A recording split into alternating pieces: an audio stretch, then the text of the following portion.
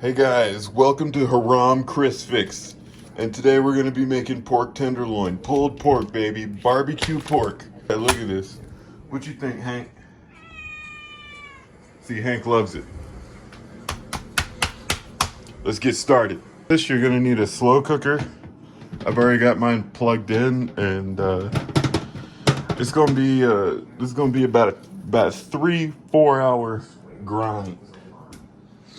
All right, then you're gonna need your meat. Obviously, you just need to go buy a pork tenderloin. This is like a special marinated one. There it is. Yes, the secret spice. This is what I call the spice melange.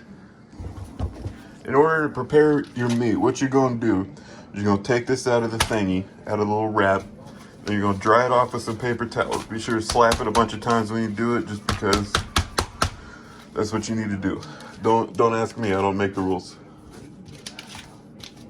Boom, pork tenderloin.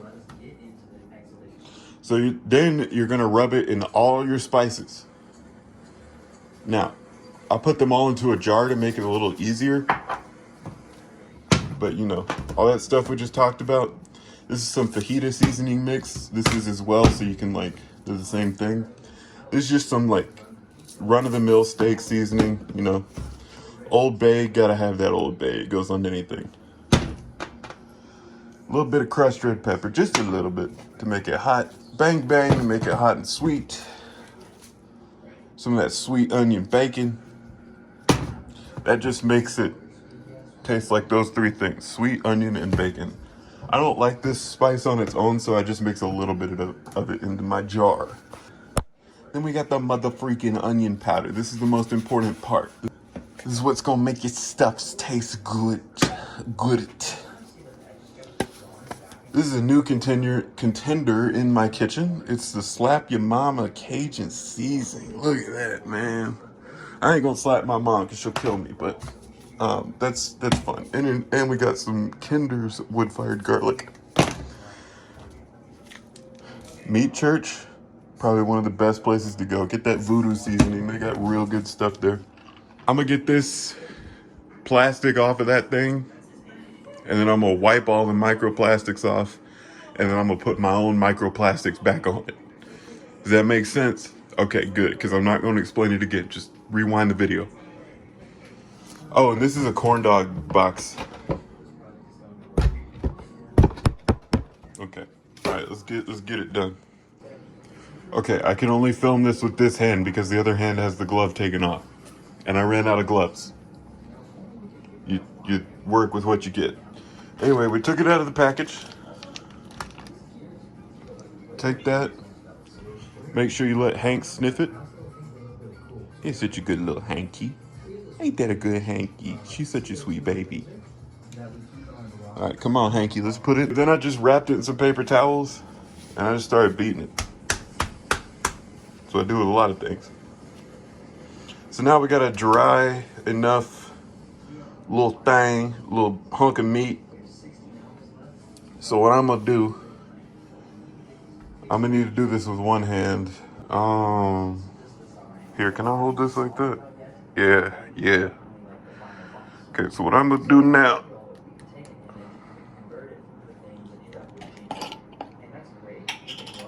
take all your spices. I'm having to hold a camera right now, so you might not be able to get the best shot.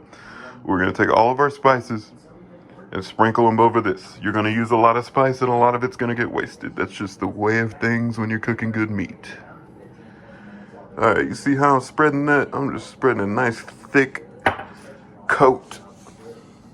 And then I'm gonna rub it in, I'm gonna massage it in. Might hit it a few times. Make sure that spice stays on there. Then I'm gonna flip it over. And then I'm gonna spice it up again. Yes, Lord Jesus. Okay. Then I'm gonna rub it in.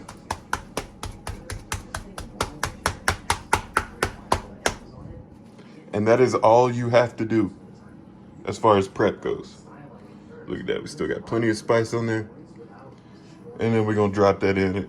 Throw the lid on and let that John cook for about 3 hours.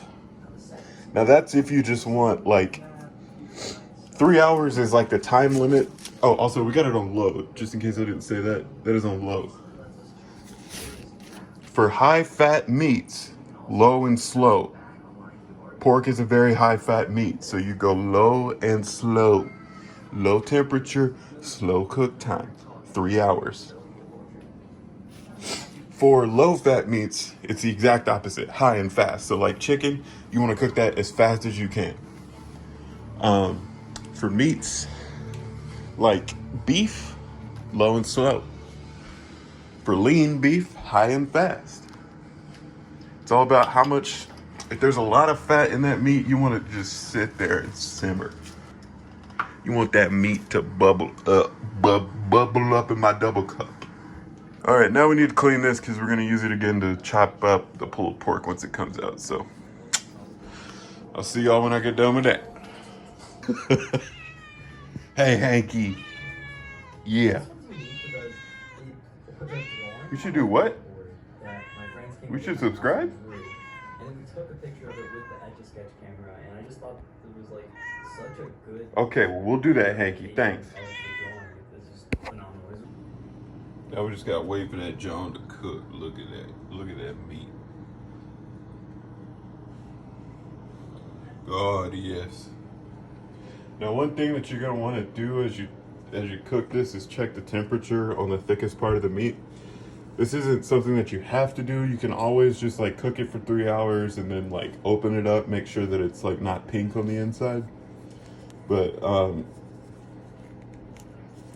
this is a meat thermometer, and you just stab it down in the meat and it tells you how much it is. You want it to go up to at least 165 degrees Fahrenheit. If you're from Celsius land, then figure it out.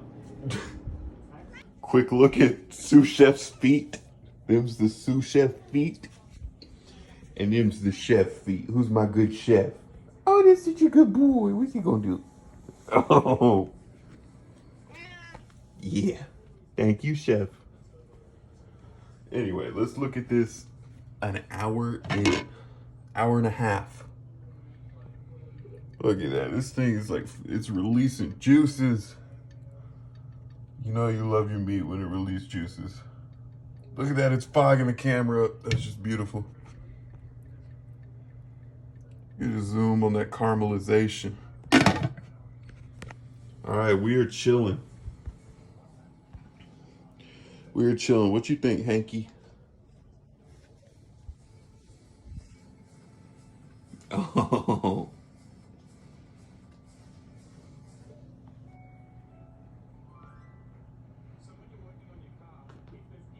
This is Hanky, and that's Buddy. That's my little chicken. I have 2 slugs, Hanky and Buddy. Let's check the middle. It's been about 3 hours. Yeah, that's fine. All the way at the bottom here, let's see what's going on. Okay. Well, that is plenty hot enough, so let's go ahead and get it on out. Yeah, brother. There we go. Let's take a look at this. Yeah. Put that in the light real quick. Look at that. That's beautiful. My mouth is watering already. All you gotta do is just dice this. Just like a tomato. Notice how easily it comes apart. It's because heat has destroyed the tendons inside the meat, meaning that the musculature is more freely available to come out. Let's try a little piece of that. This right here, that's some good meat. All right. I'm just gonna cut one piece right now just to show you what I do. Literally, just dice it up, chop it into tiny pieces, then go a 90-degree angle the other way.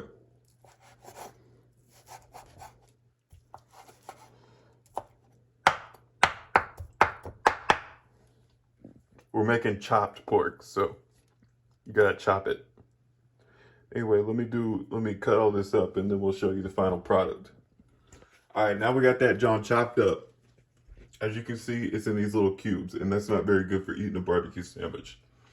So what we want to do, we've been chopping at 90-degree angles like this. Now we want to get the 45 out. Not the gun. 45 degrees. Calm down, America.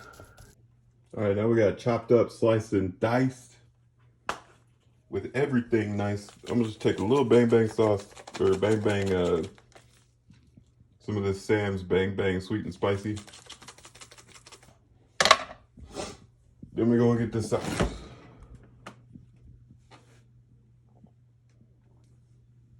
That's good. But let's get this.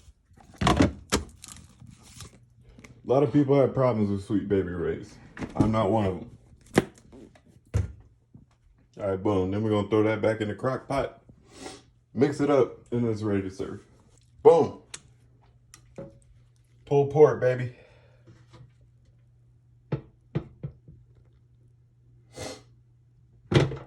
Don't forget to unplug your crock pot. All right, you are ready for some Sammy's. I prefer this Nature's Own perfectly crafted stuff, whatever. But use whatever bread you want. You can use burger buns. You can use... Some people like to use these like King's Hawaiian rolls and like make a little, like a tiny sandwich, like a bunch of little sliders. This should feed 3 or 4.